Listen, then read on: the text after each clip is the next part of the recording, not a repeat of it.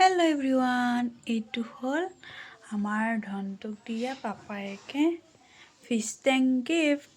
surprise gift mini fish tank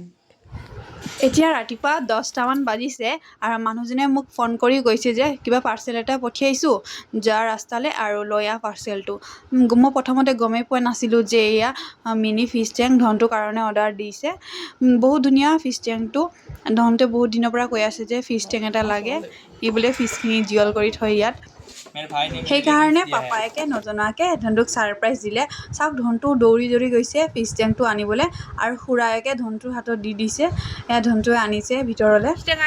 আৰু বস্তুখিনি উলিয়াই প্ৰথমতে ধনকিটাই চাই ল'লে তাৰপিছত খুৰায়েকক ক'লো যে এইটো কানেকশ্যনটো কৰি দে আৰু ধুনীয়াকৈ ডেকোৰেট কৰি দে তাৰপিছত খুৰায়েক আৰু ধনটোৱে ধুনীয়াকৈ ডেকোৰেশ্যন কৰি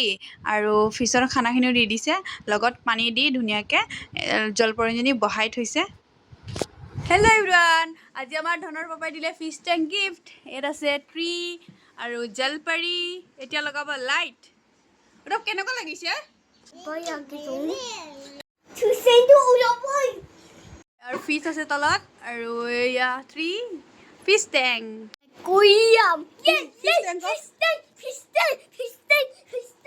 বাই বাই মোৰ সৰু ভিডিঅ'টো আজি ইমানে বাই বাই বহুত হেপী বাই